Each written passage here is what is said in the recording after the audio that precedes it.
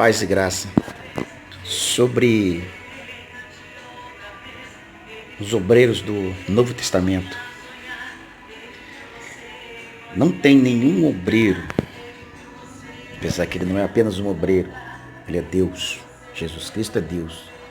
Mas não existe nenhum outro modelo de obreiro que supere o modelo deixado por Jesus Cristo. Sim, porque ele foi um modelo de obreiro perfeito, de alguém que teve a vida à disposição do reino de Deus. A sua encarnação foi para o propósito de servir a Deus, de obedecer a Deus, obedecê-lo até a morte e morte de cruz. E Jesus era totalmente focado na sua missão, não é? Então, nesse intervalo da sua encarnação até a sua crucificação,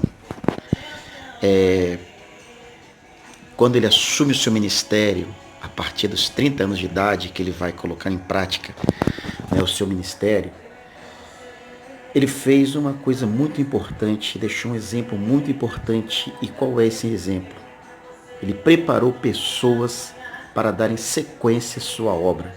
Então aqui está uma das grandes perfeições no modelo de Jesus.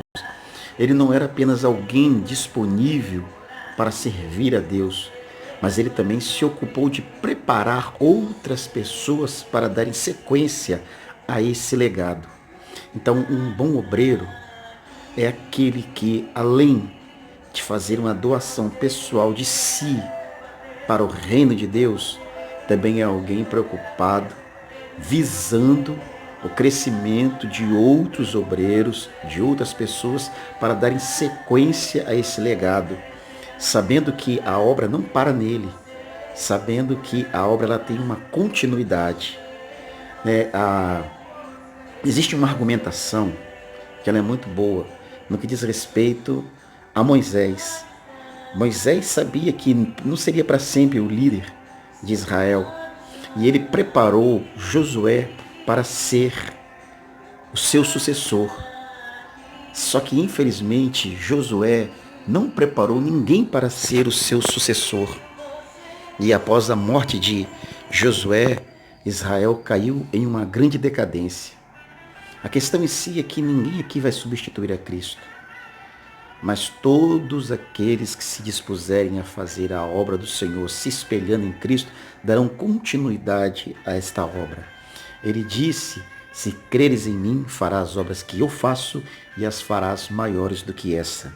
Então, as pessoas que têm Cristo como seu modelo de vida, de expressão, de serviço a Deus, ele tem um modelo perfeito, um modelo que não decepciona. Marcos tem no seu evangelho a visão de Cristo, a visão do servo sofredor. A visão, ele apresenta Cristo nessa condição de alguém que veio para servir e não para ser servido. E a gente entende que Cristo era Deus. Então ele mais do que ninguém poderia querer ser servido, mas ele sempre foi esse exemplo. A gente vê, por exemplo, numa cena como o da Santa Ceia, em que ele se disponibiliza a lavar os pés dos apóstolos. Pedro entendeu que aquilo não estava correto, porque ele era o mestre, ele era o Senhor. Mas aí o que ele fez? Ele mostrou que todo mestre, todo Senhor, todo bom obreiro, ele não está aqui para ser servido, ele está aqui para servir. Ele está aqui para se disponibilizar em ser de auxílio ao seu próximo. Então Jesus Cristo, ele é o grande modelo de perfeição, um obreiro a ser observado. E a gente, nessa análise que faz sobre os obreiros do Antigo Testamento, a gente sabe que todos que fizeram bom serviço foram impulsionados pelo Espírito Santo. Sem o Espírito Santo, não tem como fazer a obra de Deus com dedicação, com perfeição, na direção de Deus.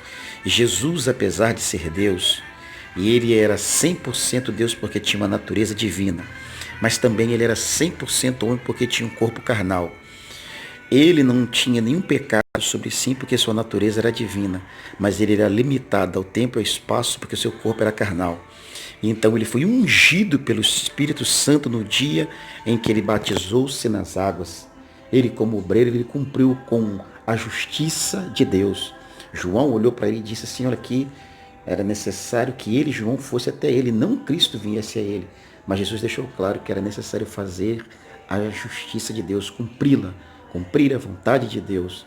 E quando ele está sendo assim executado, o batismo de Jesus, ele é ungido pelo Espírito Santo.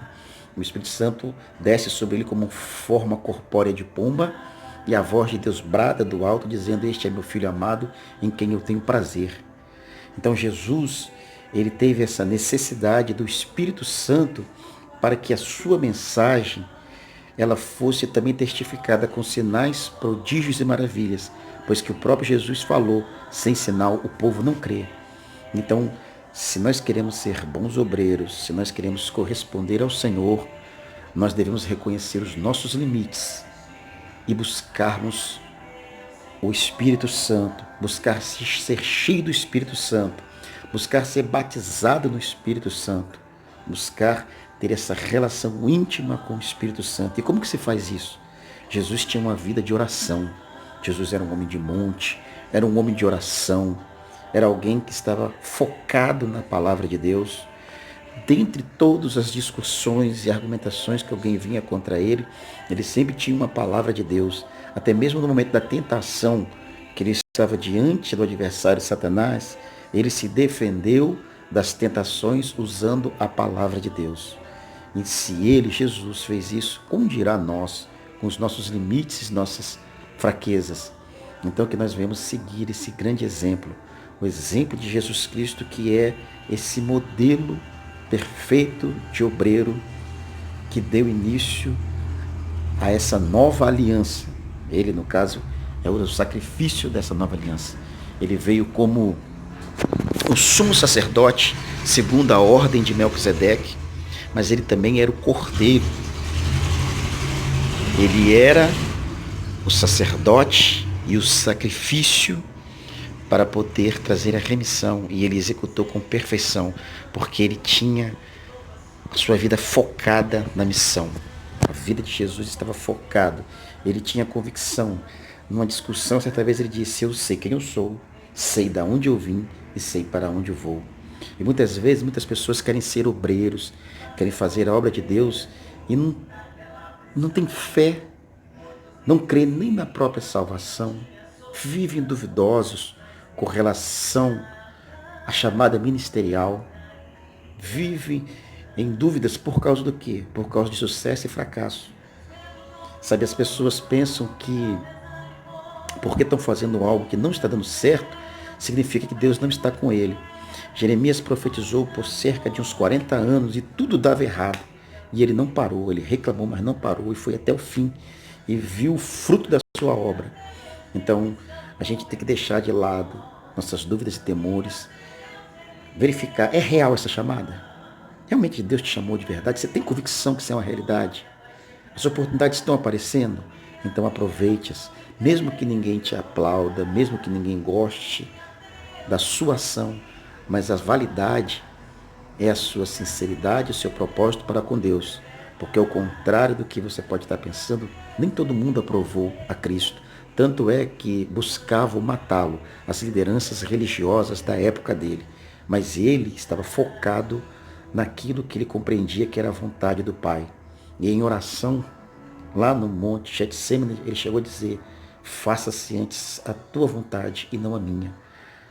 Então ele se colocou à disposição de Deus. E é isso que nós devemos fazer, nos colocar à disposição de Deus para correspondermos a esta obra a qual fomos chamados para fazer. Que Deus possa te abençoar e você possa ser este canal de Deus no qual o Senhor te vocacionou para poder fazer. Amém.